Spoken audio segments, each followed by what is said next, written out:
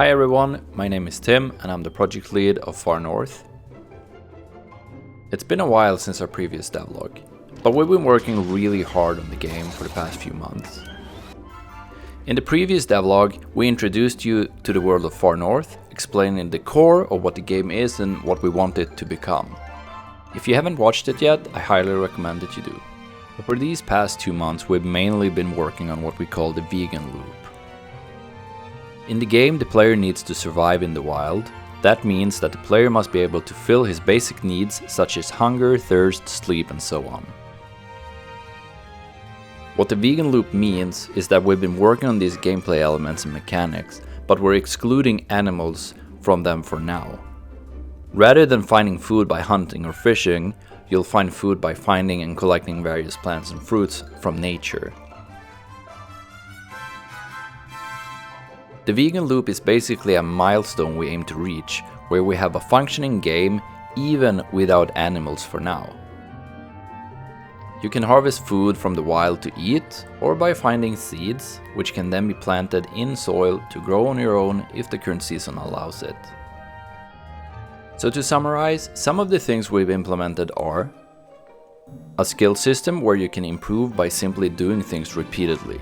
You cut down hundreds of trees in order to make your perfect homestead. It makes sense that you are now stronger and faster at cutting down trees. We're not just talking about increasing the pace it takes to do the activity, but also the result will be better.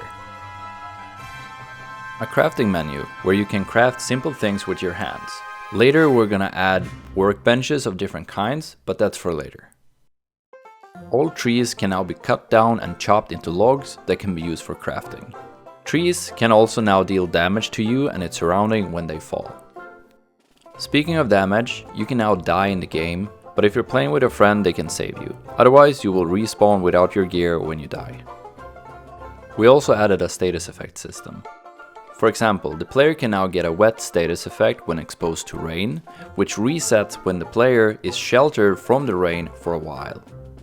Standing next to a campfire will remove the effect faster since you dry faster. A lot more status effects will be added, both negative and positive, in the future. The cooking system was also improved. You can now cook various dishes which will restore your hunger and thirst. Some will even give you various status effects depending on the dish. The build menu was remade to make it easier to choose from the available buildings. However, we're not happy with the new layout, so we're going to be remaking this in the future. The environment was also improved as a whole.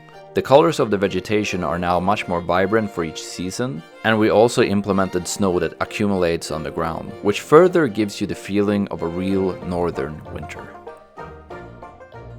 There's a lot more stuff we've done, but in the spirit of not dragging this devlog out for too long, I won't mention all of it. The plans for early 2022 is to produce a pre-alpha demo and start playtesting with a few selected members of the Discord community. So if you want a shot at playtesting, don't forget to join our Discord, there's going to be a link in the description. We're also looking for publishers that can help us with funding and marketing the game so that we can produce the game we're all envisioning. Funding would also enable us to work full-time on the game and grow the team. Another goal for us, depending on how the testing and speed of development goes, is that we're aiming to participate in the next Steam Festival. Then later in the year, we also aim to implement animals and all the mechanics that come with it, such as hunting, skinning, fishing and much more. If you made it this far and like the concept, I really implore you to wishlist the game on Steam. Please like and subscribe to this video to increase our reach on YouTube and leave a comment on what you would like to see in the game. Finally, if you want to support this project, you can find us on Patreon at patreon.com/FocusLab Studios. You can find a link in the description. Thanks for the support, we'll see you next time.